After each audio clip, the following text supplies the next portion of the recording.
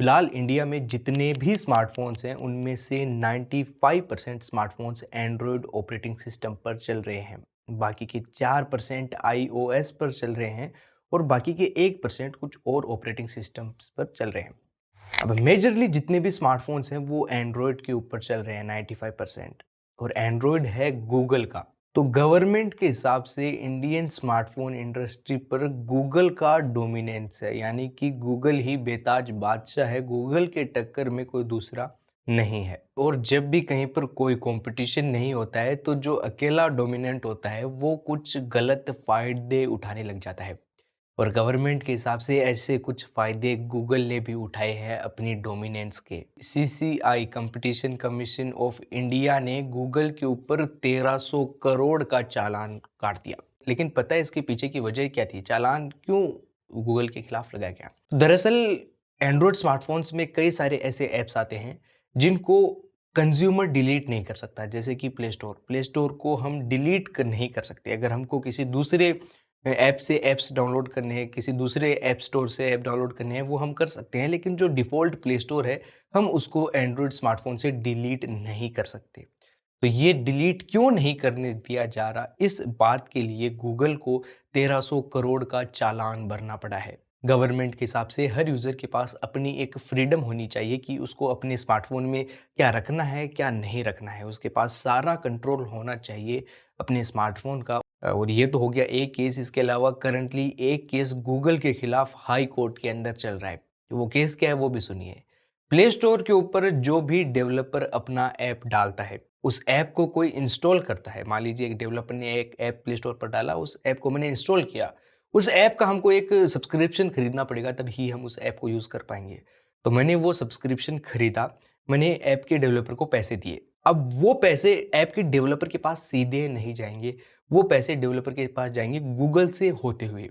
और गूगल बीच में 30% का कट अपना काट लेता है। तो गवर्नमेंट के हिसाब से कोई दूसरा ऑप्शन भी पेमेंट का डेवलपर के पास होना चाहिए। करंटली डेवलपर्स के पास एक ही पेमेंट का ऑप्शन है, वो गूगल के ज़रिए। कोई भी दूसरा पेमेंट का ऑप्शन नहीं है। तो इंडियन गवर्नमेंट के अनुसार कोई दूसरा पेमेंट का ऑप्शन भी होना चाहिए। हो सकता है वहाँ पर उन डेवलपर्स को केवल 15% कर देना पड़े, केवल 10% कर देना पड़े।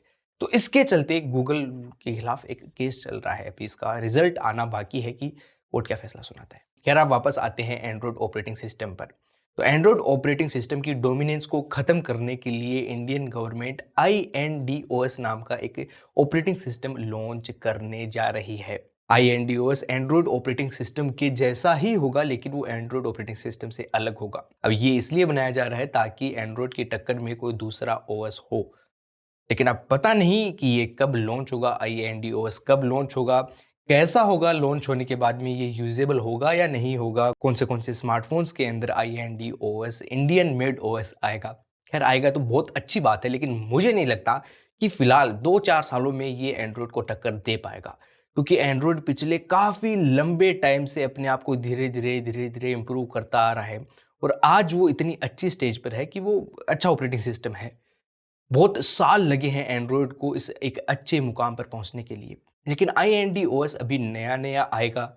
नया-नया आएगा तो कौन ही, मुझे लगता है, उसको यूज़ करना पसंद करेगा। एक कंज्यूमर है, उसको तो जो चीज़ अच्छी लगेगी वो ही वो यूज़ करेगा। जो चीज़ अच्छी है वो ही यूज़ करेगा कंज्यूमर। अच्छी है एंड्रॉयड, करंट के टाइम पर हम बात करें तो वो एंड्रॉयड ही यूज़ करेगा, INDOS क्यों यूज़ करेगा? और ऐसा ही नहीं है कि एंड्रॉयड एकदम ही फ्रीडम को ख़त्म कर देता है। एक्चुअली एंड्रॉयड के अंदर सबसे ज़्यादा फ्रीडम दी जाती है यूज़र्स को। एंड्रॉयड के अलावा आप iOS या फिर आईफ़ोन के OS को देख लीजिए, वहाँ पर तो कोई दूसरा प्ले ऐप स्टोर के बाहर से कोई दूसरा ऐप इंस्टॉल करने की भी फ्रीडम नहीं है। वहाँ पर तो 10% फ्रीडम भी नहीं है। एंड्रॉयड पे तो 90% फ्रीडम है, 10% का कुछ होगा इधर, लेकिन उसके कंपैरिज़न में तो एंड्रॉयड में बहुत ज़्यादा फ्रीडम है। अच्छा, इसके अलावा भी एंड्रॉयड एक ओपन सोर्स प्लेटफ़ॉर्म है। कोई भी आकर एंड्रॉयड को अपने हिसाब से मॉडिफ़ाई कर अपने स्मार्टफ़ोन्स के अंदर डाल सकता है। उसके लिए कोई पैसे नहीं देने, कोई रोक-टोक नहीं है। अब यहाँ पर गूगल का काम यहीं पर ख़त्म हो जाता था कि गूगल ने एंड्रॉयड बना दिया, बस ख़त्म। जो आएगा, जो इसको यूज़ करेगा, वो जाने आगे वो क्या करेगा। लेकिन गूगल फिर भी जो एंड्रॉयड अपडेट्स आती हैं, जो एंड्रॉयड की सिक्योरिटी अपडेट्स आती हैं, उन पर रेगुलरली काम करता रहता है। अगर आपके पास एंड्रॉयड स्मार्टफ़ोन है तो उसमें मंथली एंड्रॉयड सिक्योरिटी अपडेट्स या फिर एंड्रॉयड सिक्योरिटी पैचेज़ आती होंगी।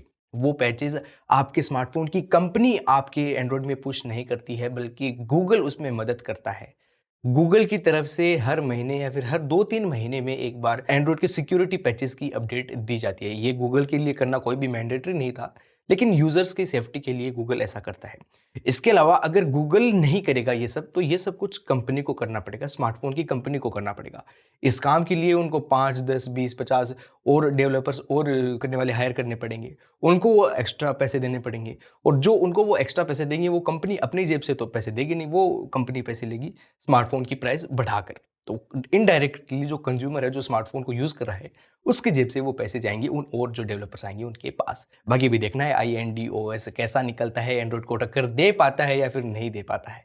आपको कैसी लगी ये वीडियो कमेंट करके ज़रूर बताना, अपने विचार कमेंट्स में ज़रूर लिखना और ऐसी और भी वीडियोज़ देखने के लिए अपने चैनल को सब्सक्राइब करना बिल्कुल मत भूलना। मैं मिलता हूँ आपसे कल एक और नई वीडियो के साथ, तब तक के लिए जय हिंद, वंदे मातरम।